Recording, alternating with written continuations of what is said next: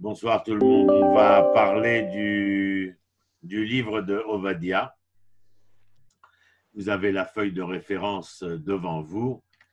Et on est donc après Yoël, Osée, et on avait vu, j'ai oublié qui on a vu, enfin on en est au quatrième petit prophète.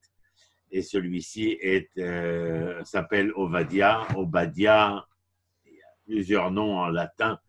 On va utiliser le nom en hébreu. J'ai branché le Facebook. Donc, le livre d'Ovadia, c'est le quatrième des petits prophètes, comme je viens de le rappeler. Son nom signifie Oved Yah, c'est-à-dire serviteur de l'Éternel en hébreu. Et on avait vu lors d'une précédente rencontre une étude à propos du prophète Élie. Et à ce moment-là, nous avions parlé d'un autre Ovadia qui vivait à la cour d'Achav, le roi d'Israël, où il remplissait les fonctions d'intendant et qui était aussi un homme pieux et craignant Dieu, comme on a l'habitude de dire, quoi qu'il fût serviteur d'un roi terrible, d'un roi impie, disons-le, marié surtout avec une femme qui, non pas dans les couloirs du pouvoir, mais véritablement au vu et au su de tous, enfin, entraînera son mari dans des turpitudes qui leur coûteront très cher. Bon, celui qui nous occupe aujourd'hui est l'auteur du livre le plus court du Tanakh. C'est un chapitre, 21 versets. On ne sait rien de positif sur l'époque où il vécut et en fin de compte, la Bible ne nous donne aucun détail sur sa vie personnelle. Il est probable qu'il prophétisa, mais seulement probable, peu de temps après la destruction de Jérusalem en 586 à l'ère vulgaire. Dans ce cas, on peut dire qu'il aurait été le contemporain du prophète Jérémie et sa prophétie, comme celle de Yona ou de Nahum, s'applique particulièrement au jugement des nations. En étudiant ce bref livre d'Ovadia, on va découvrir l'importance de la fraternité, les dangers et les conséquences inhérentes à l'oubli du commandement essentiel pour l'homme, le commandement d'aimer autrui. Ovadia adresse ces prophéties, particulièrement dans ce seul chapitre que nous avons entre les mains, aux Édomites qui sont descendants d'Ésaü, le frère de Jacob. Première référence devant vous, numéro 1. Ésaü dit à Jacob, laisse-moi avaler, je te prie de ce rouge, de ce mets rouge, car je suis fatigué. C'est à ce propos qu'on le nomma Édom. L'origine du mot Édom serait donc liée à ce verset de la Genèse et qui vient nous entretenir de la relation entre Ésaü et Jacob. Vous vous souvenez certainement lorsque Ésaü vend son droit d'aînesse. Les Édomites vivent sur le territoire situé au sud de la Judée. Bien que ces derniers n'appartiennent pas à la maison d'Israël, ils appartiennent tout de même à la famille d'Abraham. Malheureusement, les rapports entre la Judée et Édom sont on ne peut plus conflictuels, ce qui nous rappelle bien sûr le premier conflit entre les deux frères, Yaakov et Esav. Et donc, par voie de conséquence, comme je le dis à l'instant, les rapports entre Juda et Édom sont conflictuels et chacune des nations, la Judée et Édom, considère l'autre comme un ennemi. Et quand Jérusalem sera prise à l'époque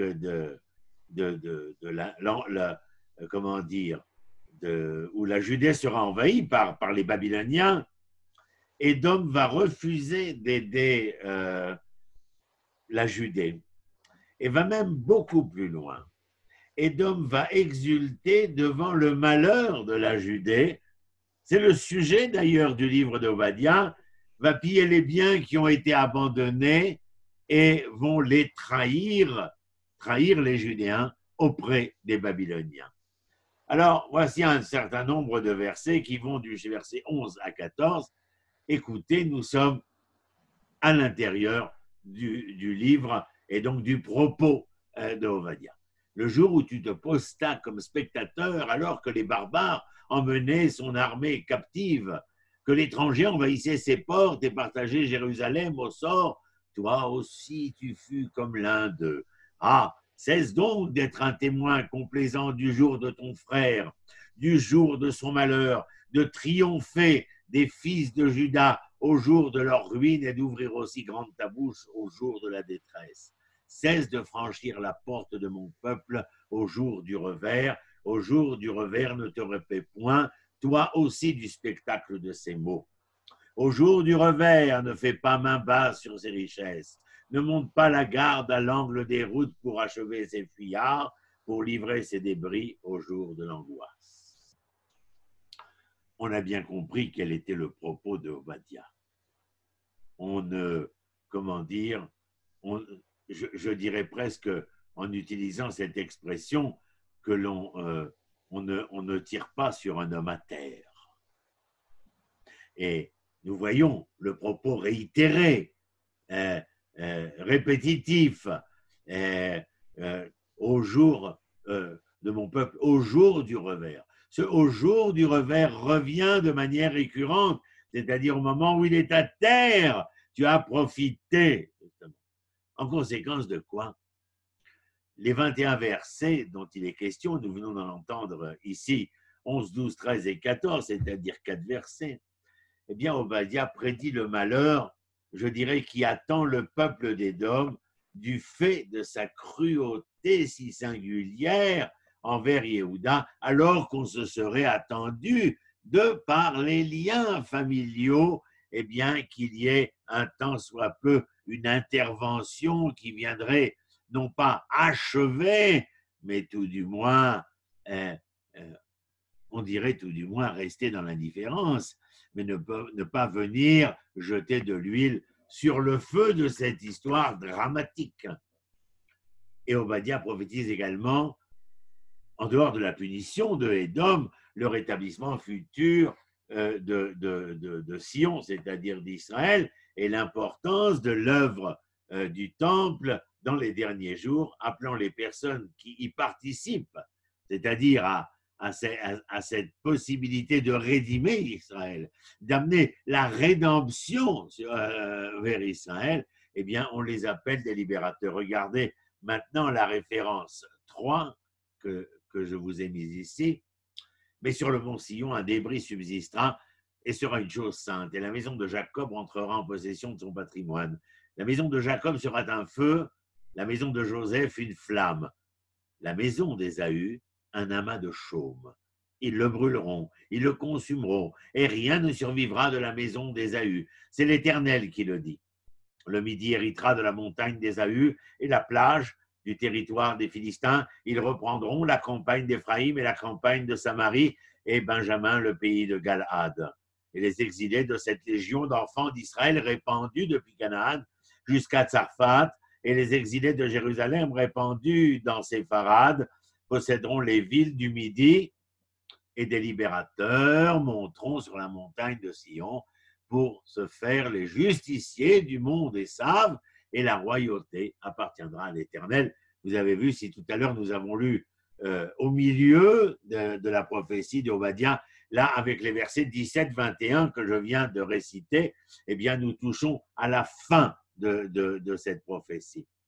Dans les 16 premiers versets de son livre, Ovadia annonce aux Édomites les châtiments que l'Éternel va faire fondre sur eux du fait de leur orgueil. Regardez aux références 4, je vous ai mis au verset 3 ce qui est écrit. L'infatuation de ton cœur t'a égaré, ô toi qui habites les pentes des rochers, qui a établi ta demeure sur les hauteurs et qui dit en toi-même, qui pourrait me faire descendre à terre? L'infatuation de ton cœur.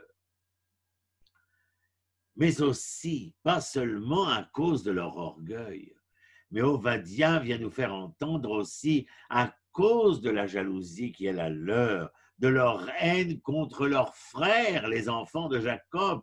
Cette expression, leurs frères, doit vous faire comprendre et nous faire comprendre à tout un chacun que ces deux peuples, comme je l'ai dit, précisé tout à l'heure, mais voilà que chez Obadiah, nous l'entendons, eh bien ces deux peuples avaient une seule et même origine. En effet, tous les deux, comme je l'ai dit, étaient issus d'Itsrak, et les Édomites, ou Iduméens, sont les descendants d'Ésav, le frère de Jacob. Pour ceux qui n'étaient pas là tout à l'heure, je le rappelle maintenant.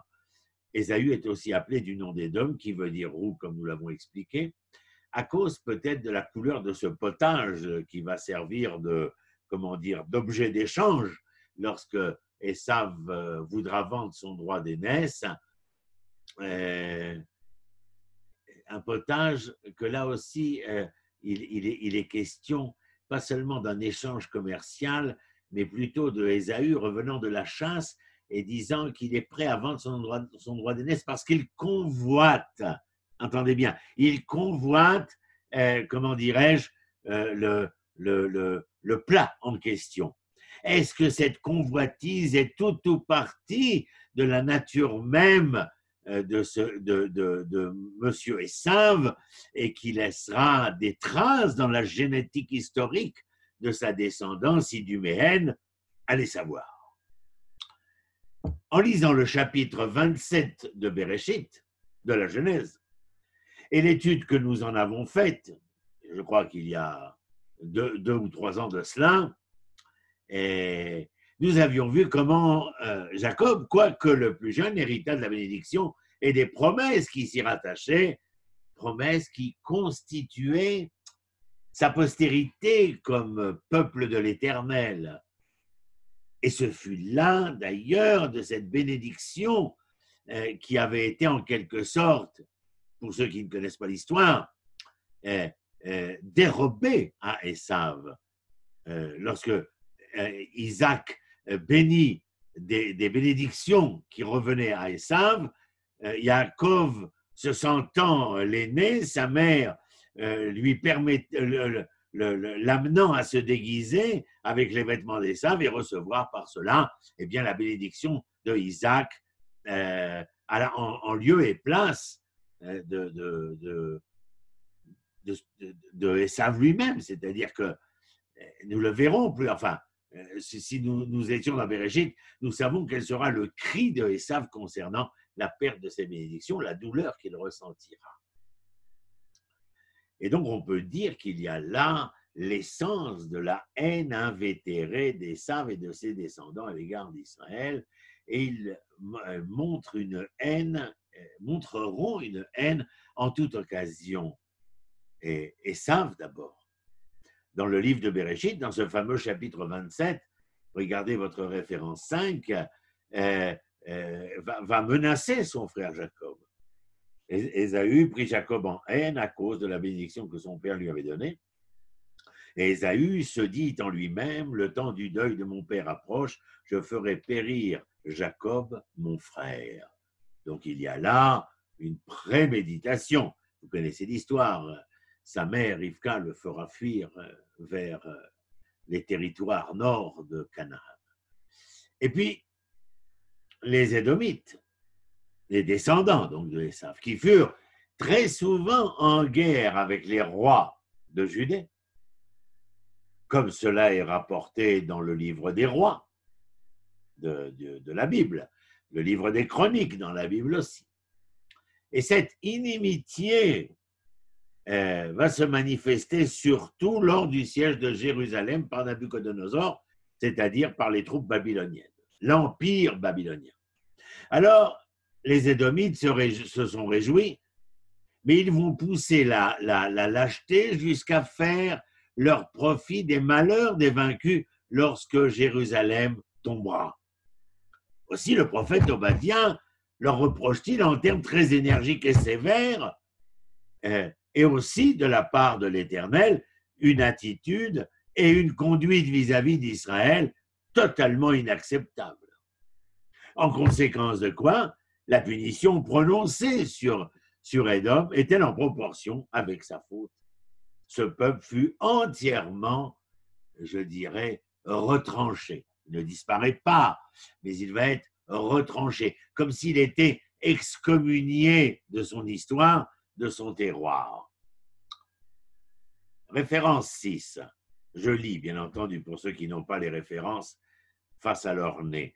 Si ce sont des voleurs qui viennent contre toi, des détrousseurs de nuit, comme tu seras éperdu, ne pilleront-ils pas tout ce qu'ils pourront? Si ce sont des vendangeurs qui viennent contre toi, qui laisseront-ils sinon de quoi gaspiller? Ah, comme Ésaü est fouillé en tous sens, comme ces retraites mystérieuses sont mises à découvert. Et ça, c'est les versets 5 et 6 de ce chapitre unique de Obadiah.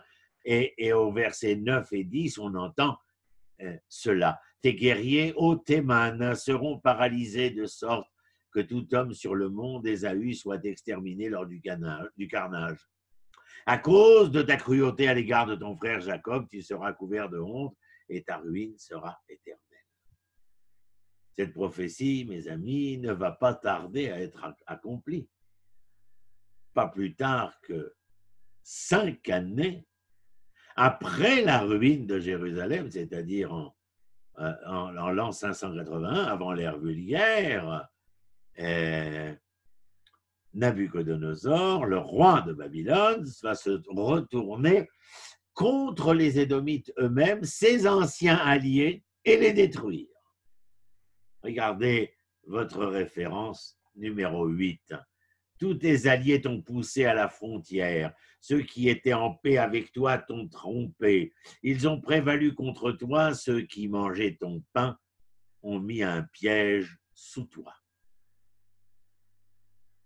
La situation s'est retournée.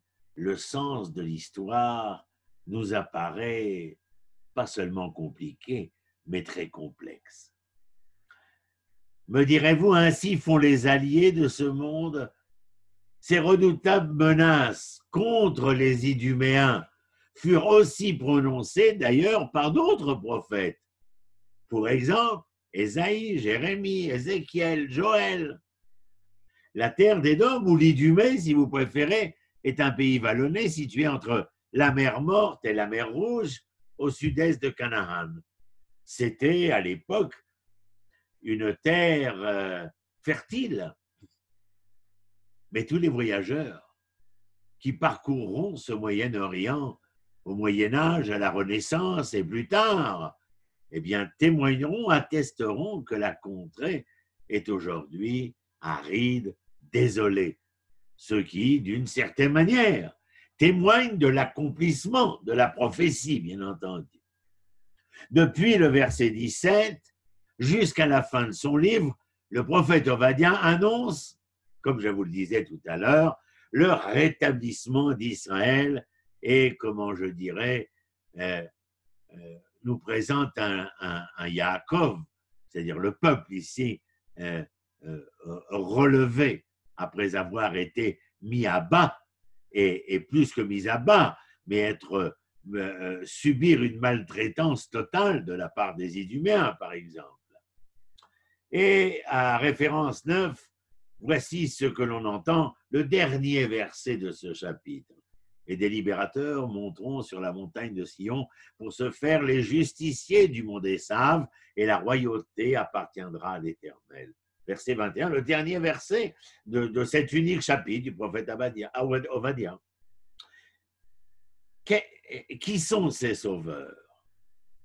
La vérité, dans Obadiah, je n'ai pas trouvé de réponse. Par contre, à la référence 10 que je vous ramène, c'est-à-dire dans le livre de Zacharie en français, voici ce que l'on y trouve.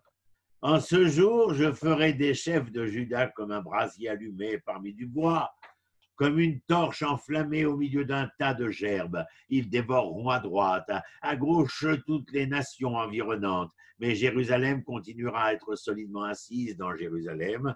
Et tout d'abord, l'Éternel viendra au secours des tentes de Juda pour que la gloire de la maison de David et la gloire des habitants de Jérusalem ne s'élèvent pas trop au-dessus de Juda. Qui sont-ils? dans ce 12e chapitre de Zacharie, entre les versets 6 et 7. Ce sont les chefs de Juda, les chefs de Judée. Zacharie est un prophète de l'époque du second temple, c'est-à-dire qu'après l'exil du premier temple, lorsqu'ils reviennent grâce au décret de l'empereur Cyrus, eh bien, ce sont ces chefs-là, ces maîtres de séant de la nouvelle Judée, qui, après avoir dévoré à droite et à gauche tous les peuples alentours, vous pourrez les voir aussi chez le prophète Micha, au chapitre 5, verset 5, ils deviennent les juges, ces maîtres de séant, ces nouveaux chefs, ils deviennent les juges et les législateurs des nations.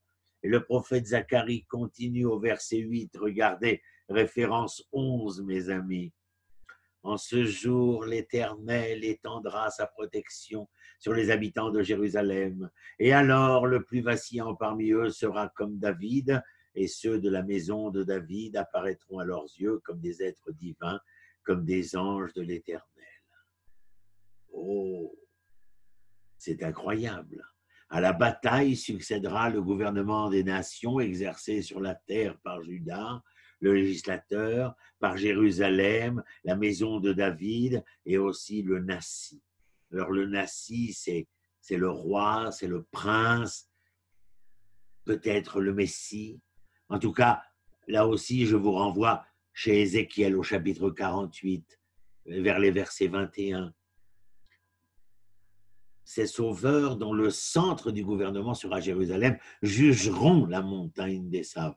C'est-à-dire que les Édom, les Iduméens, seront jugés pour leurs méfaits, pour leur malfaisance. Cette dernière, seule, objet du prophète Obadien, est mentionnée de manière unique ici. Il n'y a pas d'autre sujet, en tout cas, dans ce seul chapitre qui est entre nos mains. Mais comme nous l'avons vu, le prophète Obadien la considère comme essentielle, comme étant le sujet central et le représentant, en quelque sorte, Édom serait non pas de manière fortuite, mais dans l'exégèse biblique, pour nos sages, ce serait la volonté de mettre Édom comme la mesure étalon des nations dans leur ensemble, je dirais. Et donc, s'il la considère, cet Édom, comme le centre et le représentant de toutes les nations, celles-ci devront être réunies à la fin des temps pour y subir leur jugement. Et ce jugement ayant été exécuté, le centre du gouvernement sera établi désormais à Jérusalem, dont Édom avait dit « raser, raser jusqu'à ses fondements ». La référence 12, vous le voyez, c'est encore une fois la fin de non seulement le verset 21, mais la fin du verset 21, et le royaume sera à l'Éternel. C'est-à-dire que l'humanité, la terre, reviendrait à l'Éternel. Il n'y a pas ici de prise de possession, en quelque sorte, de l'Éternel, mais comme une rédemption voulue par l'homme afin de pouvoir se retrouver selon le projet originel de l'Éternel, et donc à ce moment-là de pouvoir être celui qui répond à l'interpellation divine, mais sa réponse étant bien entendu de pouvoir être de nouveau afin de pouvoir assurer ce devenir auquel l'Éternel aspire. Mais l'Éternel n'aspire rien pour lui en tant que tel, puisqu'il est il n'est pas l'homme et il ne peut être l'homme, et donc cette aspiration, cette volonté divine n'est dévolue qu'afin d'être entendue par l'homme pour que ce dernier puisse lui-même le vouloir. Après les événements préliminaires énoncés dans cette prophétie, Édom trahi par ses alliés d'un jour, comme nous l'avons vu tout à l'heure, dont il espérait d'ailleurs, comme tous ceux qui font des alliances, même si ce sont des mésalliances, quelquefois intéressées, parce qu'il espérait, comment dire, faire de ces Babyloniens les instruments de son ambition. Il y a ici, dans la dévastation de Édom, par ses propres alliés, qui appellent à leur aide les armées d'Occident,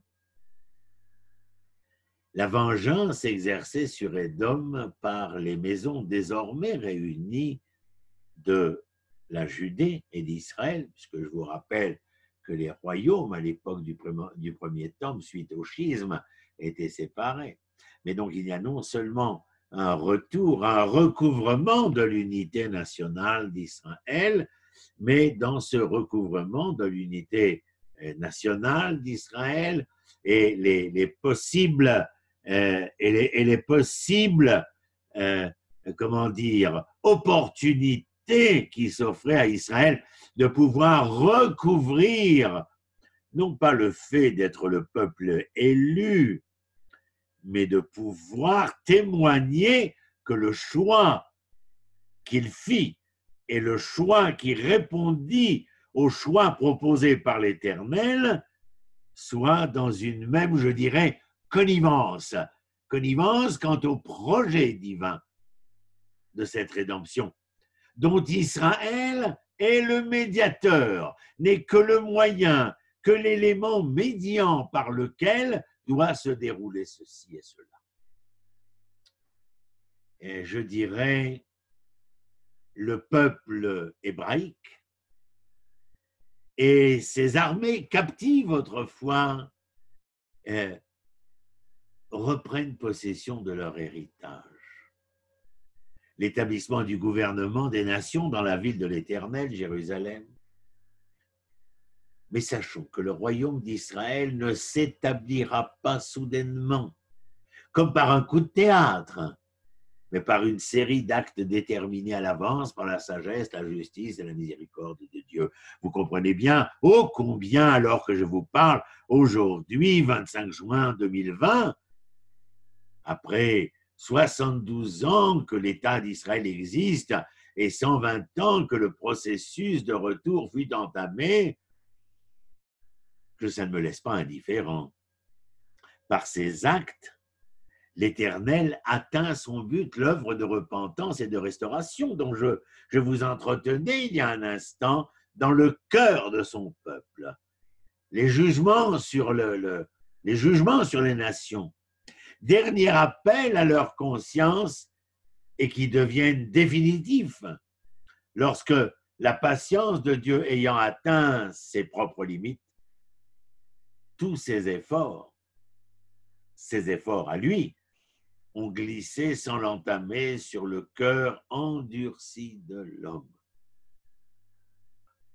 Et donc, il est bien évident que le processus engagé à travers Édom, et pas seulement à travers Babylone, est porteur d'un message qui ne s'entend pas de deux manières. Mais comment, et je vais vous en dire un mot maintenant, enfin, c'est ce que moi, personnellement, j'ai retenu, comme à chaque fois que j'essaie de terminer sur une réflexion philosophique de notre propos, cette historiosophie biblique qui nous entraîne.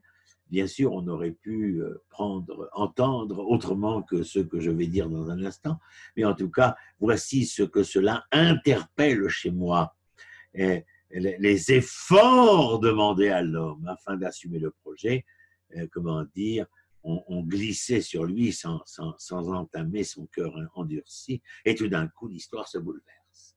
Et tout d'un coup, l'histoire, comment je dirais, s'affole, et lorsqu'elle s'affole, cette histoire, eh bien, vous entendez bien qu'elle entraîne, comment je dirais, drame et tragédie. L'aurore, mes amis, est près de paraître. Les derniers nuages commencent à s'évanouir à l'horizon. Il y a comme un soleil de justice qui va se lever sur les collines éternelles.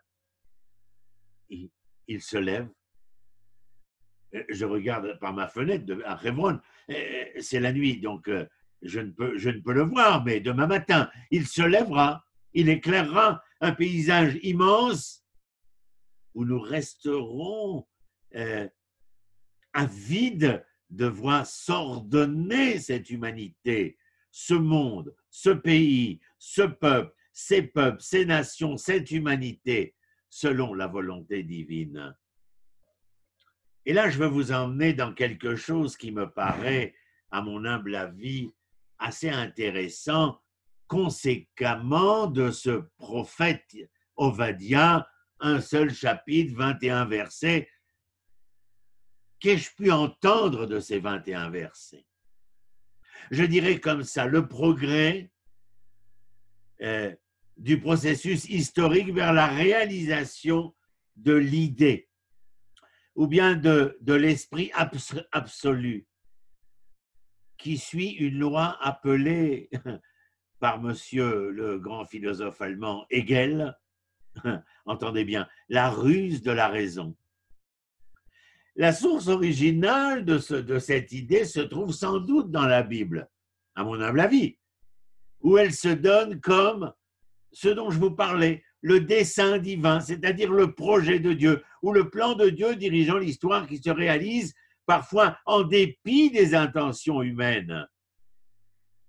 Dans les proverbes de Salomon, il dit « Nombreux sont les projets dans le cœur de l'homme, mais c'est le dessein de l'Éternel qui l'emporte. » Chez le philosophe Hegel, la ruse de la raison constitue le principe de réalisation de l'idée dans le monde. Les hommes la font progresser, nous dirions, sans le savoir, sans le vouloir. Dieu, si l'on peut dire, se sert d'eux pour accomplir ses desseins. Rappelez-vous ce que nous venons de voir depuis tout à l'heure chez Ovadia. Il y a des gens dans l'histoire qui agissent sous la pression de leur passion pour satisfaire des ambitions personnelles, Édom par exemple, pour toutes sortes de raisons, sans rapport conscient avec la réalisation de cette idée qui, à mon humble avis, est un fil d'Ariane dans ce chapitre de Ovadia. En fait, le résultat de leur action correspond à la tendance, je dirais, rationnelle, générale de l'histoire et de l'ensemble de la réalité. Hegel, par exemple, cite Alexandre le Grand, Napoléon et je dirais bon nombre d'autres encore qui, bien sûr, changèrent la face de l'histoire, mais parfois dans un sens contraire à leur intention. Rappelez-vous, il y a 75 ans. Solution finale du peuple juif. Les Hébreux reviennent sur la scène de l'histoire. C'est complètement contraire au projet nazi. Une interprétation juive, si vous voulez, de ces idées de Hegel se fait jour dans la philosophie du Rav Kook. Mais comme, je dirais, comme j'avais dû vous en parler, la ligne générale du système chez le Rav Kook n'est pas tant rationnel comme celui de Hegel que volontariste, c'est-à-dire la primauté de la volonté sur l'intelligence et de l'action sur la pensée. C'est de cela dont il est question. En fait, il serait plus juste à son propos d'évoquer une ruse, je dirais, de la volonté divine à l'œuvre dans l'univers comme dans l'histoire humaine. Elle se cache dans toutes les actions, celles issues du dessein des peuples et des pensées de l'homme, comme celles qui se dévoilent dans les lois qui gouvernent l'existence et la nature, dit le Rav Kook. Comme Hegel, le Rav Kook dit que les événements historiques, quelle que soit la forme sacrée ou profane, constructive ou destructive qu'ils prennent, attestent le dessein de Dieu, qui transcende radicalement la capacité de connaître de ceux qui le mettent en œuvre et l'étroitesse de leur but et la réalisation, bien entendu, malgré eux. C'est là pour, si on empruntait une autre expression qui n'est pas celle de Hegel, mais du Rav Kook, l'ironie de l'histoire. Celui qui en connaît le secret sait qu'elle qu'elle n'est pas amère, car elle constitue la médiation nécessaire à l'accomplissement de la finalité historique et générale. On ne peut pas, bien sûr, dans ce parallèle entre les doctrines de Hegel et du Rav Kook, on ne peut pas approfondir vu le temps qui nous est imparti. Mais on peut signifier tout du moins que contrairement à Hegel, le Rav Kook considère que la réalité naturelle et la réalité historique font partie d'un ensemble unique d'après lui, soumis dans son développement à la même loi vitaliste, l'élan vital que l'on retrouve chez Bergson. Les mouvements sociaux, les mouvements de l'histoire sont très fortement liés à tous les mouvements de la vie. L'histoire se conçoit comme un fait organique plus éminent que la nature biologique et même, au même titre d'ailleurs, que la nature organique est un fait historique de rang encore bien inférieur. Ils partagent une même tendance, dit le Rav Kook, constante au renouveau et au progrès. Comme dans le processus de la vie naturelle, écoutons-le, le devenir historique passe par la destruction et la construction, la désolation et la réparation. Le processus de l'entropie dans l'histoire. Voilà un peu, mes chers amis, ce que j'entends sans aucun doute à travers ce livre de Ovadia. Bien sûr qu'il nous interpelle, mais je crois que la fin de ce que nous venons de rappeler nous interpelle dans notre rapport à l'histoire. Je rajouterai quelque chose de plus peut-être. Nous sommes témoins ces derniers jours, ces dernières semaines, d'une volonté de certains, conséquemment à une histoire dramatique qui eut lieu, de vouloir effacer l'histoire, détruire la statue, changer le scénario du film, censurer ceci ou censurer cela. Je crois que le livre de Ovadia et la leçon que j'ai voulu en tirer me permet de dire aux effaceurs, à ceux qui veulent mettre à bas l'histoire passée, au contraire, laissons les choses en place pour qu'elles soient encore et toujours le témoin des affres, des drames, des tragédies, des malfaisances, des comportements indus de la part des hommes vis-à-vis des hommes. Et que nous prenions nos classes, nos étudiants, nos enfants, que nous venions avec eux devant ces livres d'histoire, devant ces films, devant cette littérature, devant ces statues, et que nous puissions expliquer ce que l'histoire fut, ce qui se passa. Car de l'histoire du passé, eh bien, nous devons en apprendre et en tirer les leçons.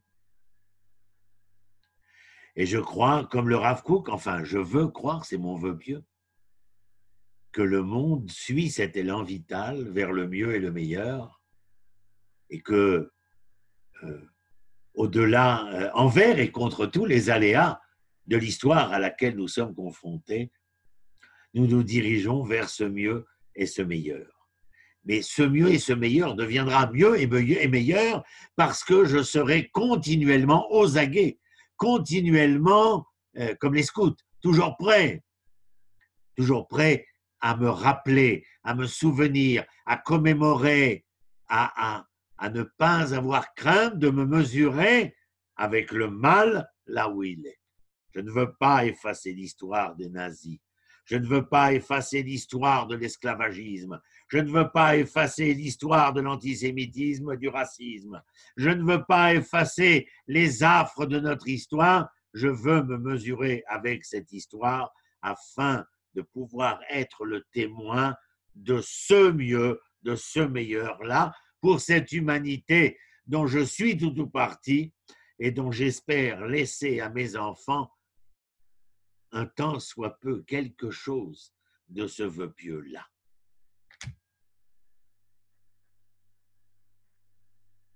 Ben dis donc, vous avez la parole. Pascal, quand tu veux. Franck, quand tu veux. Evelyne, bonsoir. Voilà, si vous avez quelque chose à dire, c'est l'occasion, hein, parce qu'on est là pour ça. Un seul chapitre, 21 versets. Vraiment, il fallait trouver quoi dire. Hein. Mais oui, écoute Pascal ou Franck. Oui, le mieux et le meilleur. Oui, je pense que le monde, consciemment ou pas, va vers le mieux et le meilleur, mais il passe par la recherche du confort, et qui est souvent d'ailleurs objet de futilité, quoi. Mais le progrès, il vient par d'une certaine façon, un besoin de soulager sa peine, de vivre paisiblement, de vivre dans une forme d'oisiveté. Regarde ce qu'on travaille aujourd'hui par rapport à ce qu'était le labeur de seulement nos grands-parents.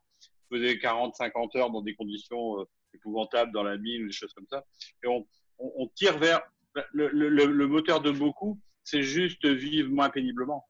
Tu vois, c'est pas vraiment un idéal, c'est voilà, mais dans les faits, voilà, on arrive quand même à des sociétés. Mais j'entends bien ce que tu dis, mais ce que je voulais surtout, c'est qu'à travers l'histoire de cette confrontation entre Israël et les Iduméens, l'attitude des Iduméens, c'est-à-dire la menée géopolitique des Iduméens et le comportement moral et éthique des Iduméens, comme je l'ai dit tout à l'heure, combien de fois l'histoire a été capable de contrecarrer, j'ai donné l'exemple de la solution finale et de la création de l'État d'Israël, qui sont une antinomie totale du point de vue historique. Totale.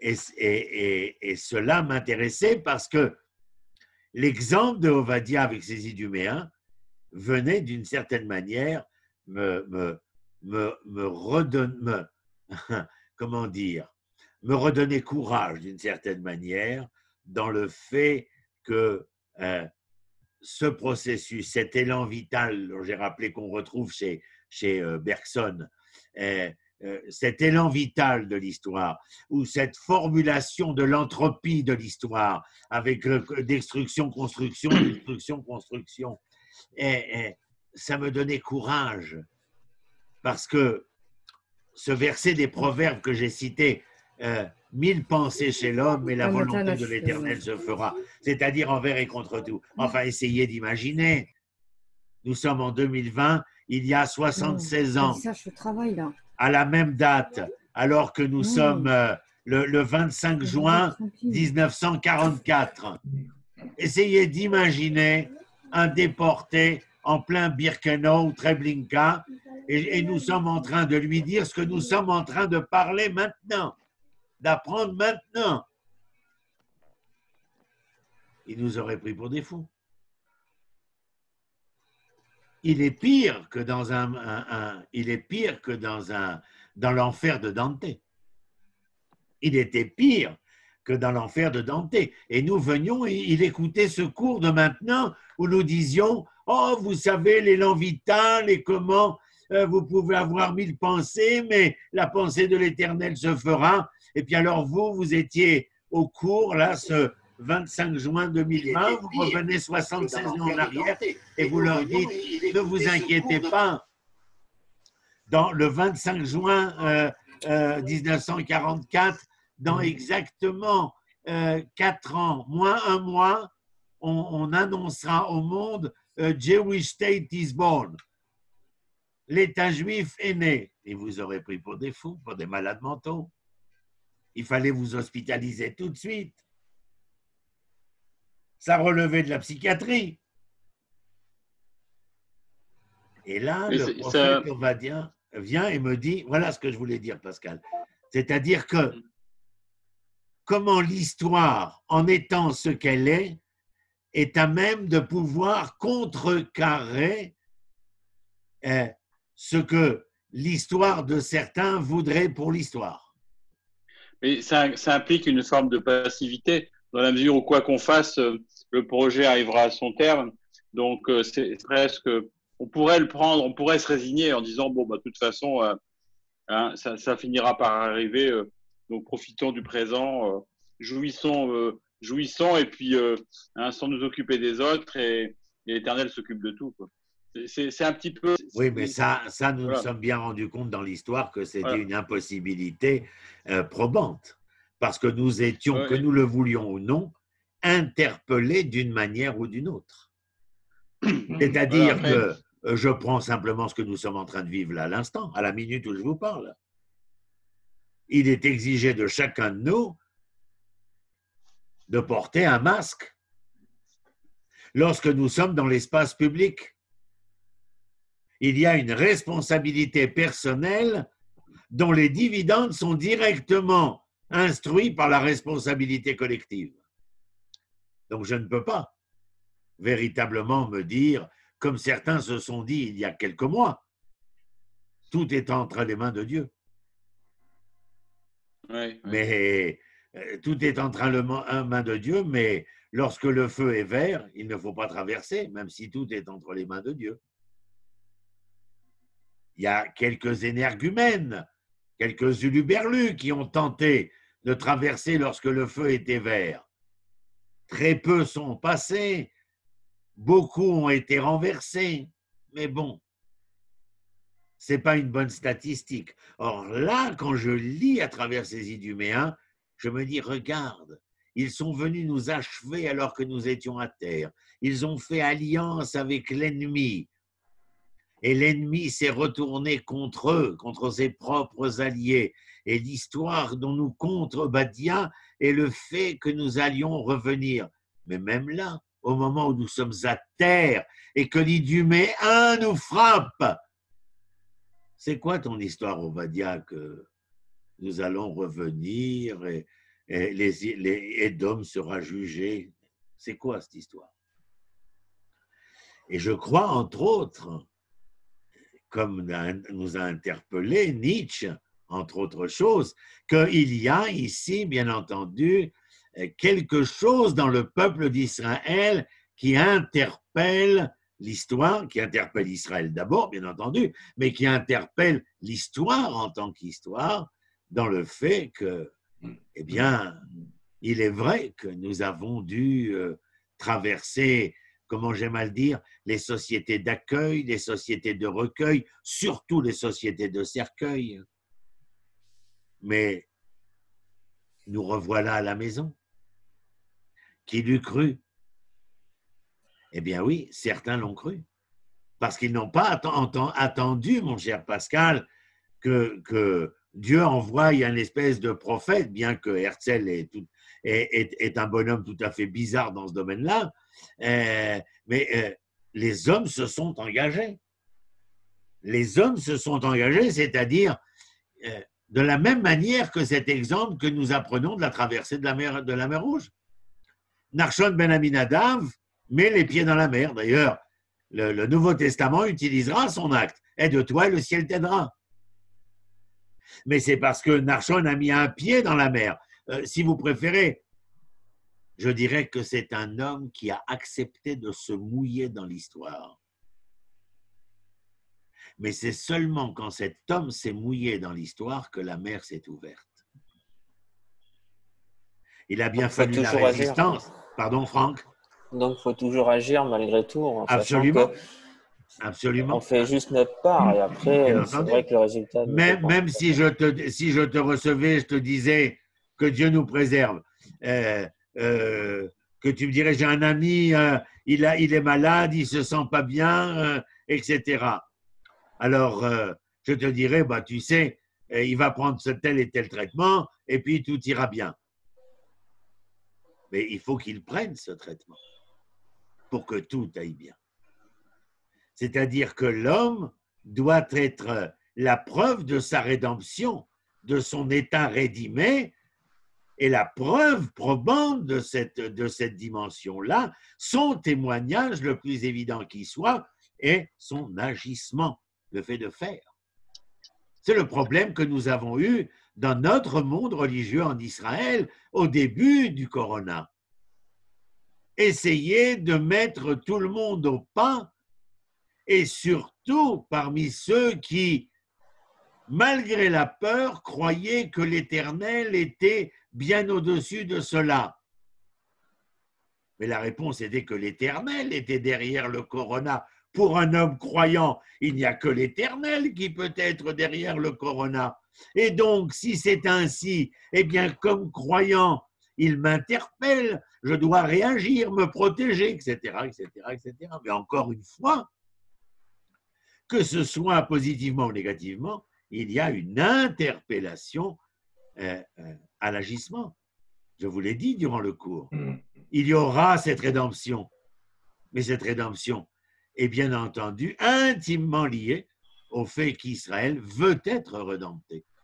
Le Talmud nous dit il n'y a pas de plus non libérable que le prisonnier qui ne veut pas se libérer de ses chaînes. Il ne suffit pas que la justice dise « Monsieur Tartampion sera libéré demain matin à 6 heures ». Est-ce que Monsieur Tartampion veut être libéré? Il faudra que Monsieur Tartampion veuille se libérer pour que le jugement devienne effectif. Mais nous avons été témoins dans l'histoire de gens à qui était proposée une bouée de sauvetage, ou un sous-marin, ou un hélicoptère. Et lorsque l'homme s'est noyé, arrivé aux cieux, il dit à Dieu, moi, un croyant si croyant, pourquoi ne m'as-tu pas sauvé? Et Dieu de lui dire, espèce de crétin, le sous-marin, c'était pour qui? L'hélicoptère, c'était pour quoi? Nos agissements. Il s'agit de nos agissements, de notre activisme, pas toujours de résistance, mais de faire et d'agir. Et les Iduméens dans le livre de Ovadia furent et peu importe comment furent-ils. Ils seront jugés, dit le texte. Bien entendu, il y a eu le tribunal de Nuremberg et d'autres tribunaux qui interviendront. Mais envers et contre tout, ce qu'il y a de plus important dans le livre de Ovadia, c'est qu'il y a cette rédemption pour Israël, mais que cette rédemption pour Israël, ou la rédemption qui viendra pour l'humanité, sera lorsqu'Israël et l'humanité auront accepté de se juger. Sachez que se juger en hébreu, c'est l'eit palel que nous traduisons malencontreusement, et j'en suis contrit chaque seconde de ma vie de cette traduction. Les it palel, on l'a traduit par prier. Et donc les gens vont à la synagogue, les it palel. Ne pas connaître l'hébreu, c'est se foutre de la gueule du monde. Les it palel, ça veut dire se mettre en justice, parce que la racine pilel, dans tout le Tanakh, c'est la justice. Ça veut dire être justiciable. Et les it palel, la forme possessive, c'est se mettre en justice. Est-ce que tu veux dire que c'est se met en justice à travers une sorte de réflexion qu'on peut avoir sur introspection, et tout ça? Absolument. Une introspection qui traite de l'individu, mais qui ne traite pas de l'individu seulement pour l'individu, mais lorsque la rencontre s'est faite, le rendez-vous a eu lieu entre l'individu et lui-même, il est capable de se projeter dans une dimension beaucoup plus, beaucoup plus collective, beaucoup plus plurielle. Parce qu'il est difficile, bien entendu, vous êtes d'accord avec moi, d'aller voir la voisine pour lui dire d'arrêter de hurler sur ses enfants et nous de rentrer chez nous et d'hurler sur les nôtres. Il y a donc une introspection première vis-à-vis de nous-mêmes. Et lorsque cette introspection-là, et c'est la raison pour laquelle j'ai dit, Israël est le médiateur, Israël est l'élément médian. Le retour d'Israël, a écrit un de mes amis, que Dieu paie à son âme, le professeur Avraham Livni. Le retour d'Israël et l'espérance du monde dans les années 80. Retour d'Israël et l'espérance du monde. Qu'est-ce que vous croyez que le retour veut dire? Que nous soyons les premiers chez Microsoft et Intel? C'est bien, mais ce n'est pas le but.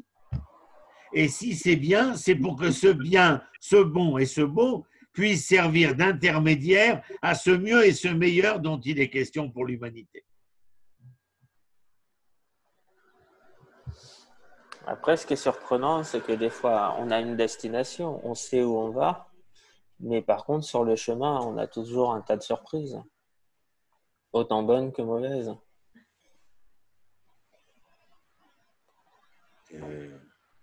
Qu'est-ce que tu veux dire? Ben, on peut savoir ce qu'on a à faire et quel est l'objectif qu'on veut atteindre, par exemple. On va définir des actions qu'on pourrait mettre en place, mais au moment où on réalise les choses, il y a souvent des imprévus qui ne dépendent pas forcément de nous ou qui sont la conséquence de ce qu'on a mis en place. Ça peut aussi arriver. Personne, il y a quelques mois, enfin en début janvier, personne ne s'attendait. Tu as entièrement raison. Bien entendu que nous sommes intimement liés à toutes les adversités possibles et inimaginables.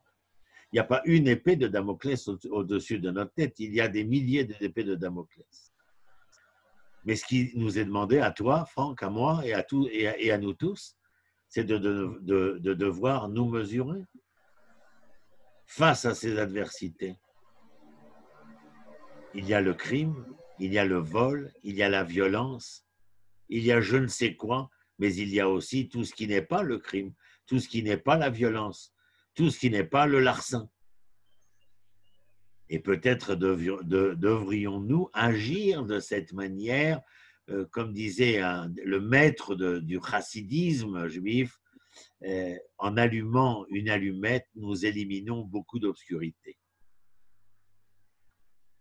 C'est-à-dire que si nous sommes une dizaine présents ce soir, nous faisons peut-être quelque chose qui va bien au-delà de la simple allumette allumée que nous représentons, de la goutte d'eau dans l'océan.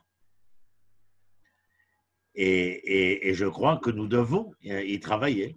Mon but en créant, par exemple, l'université populaire gratuite à Jérusalem est de pouvoir fournir les conférenciers, les professeurs, les chercheurs, tous ces gens qui viennent enseigner, donner, offrir leurs connaissances, c'est que afin que chacun des enfants d'Israël ici ne soit pas abreuvé par l'information, par l'infobésité, je dirais, mais que chacun des enfants d'Israël puisse recevoir entre ses mains les éléments, les moyens de pouvoir se mesurer avec l'ensemble des adversités auxquelles nous sommes confrontés.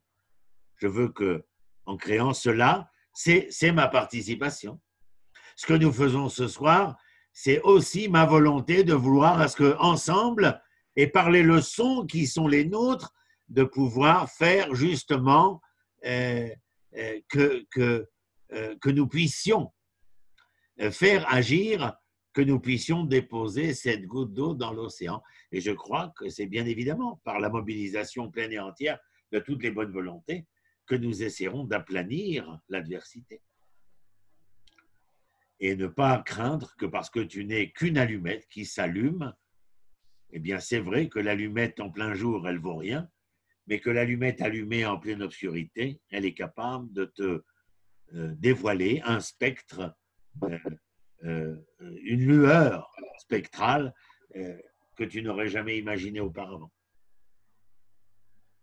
Voilà, pour un chat, comme je répète encore une fois, un seul chapitre, 21 versets, il n'y avait pas de quoi s'affoler, mais bon, on a quand même trouvé ce sujet, cette confrontation entre Israël et Édom avec ses relents. Pour la suite de l'histoire, bien entendu, cela nous interpelle énormément. Et voilà, donc la semaine prochaine, on ira vers un autre prophète parmi ces 12-là. C'était le 4e aujourd'hui, et j'espère vous retrouver. Et puis voilà, maintenant, lorsqu'on va éteindre le Zoom, mon cher Franck, il va falloir te transformer en allumette dès que tu verras une obscurité. L'obscurité, ce n'est pas l'obscurité seulement. Ça peut être la parole qui n'est pas à sa place, ça peut être l'événement qui n'est pas à sa place, ça peut être cet homme ou cette femme que tu aimes et qui ne se retrouve plus dans sa place, etc., etc., etc., etc. la Mishnah, dans le traité des Maximes des Pères, nous dit « Ce n'est pas à toi de terminer l'œuvre, mais c'est à toi, Franck, de la commencer. » C'est ça qui est important. Ce n'est pas à toi de terminer l'œuvre entamée, mais c'est à toi de la commencer.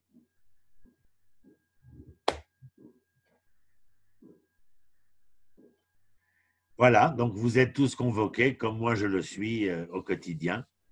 Il y a eu quand même quelques personnes qui nous ont suivis sur Facebook Live. C'est la première fois qu'on le met en place. Itaï a mis YouTube Live. La semaine dernière, il y a eu quand même 35 visualisations. Alors, c'est pas mal. Et là, on était, ça variait entre 3, 4, 5, tout à l'heure 7. C'est pas mal. C'est-à-dire qu'il y a des gens qui s'intéressent, mais comme dit Pascal, les gens aiment bien venir picorer, mais nous sommes heureux de les voir picorer. Voilà. Alors, nous allons faire comme l'oiseau et nous envoler. Toda Rabba, passez une bonne semaine, que de bonnes nouvelles.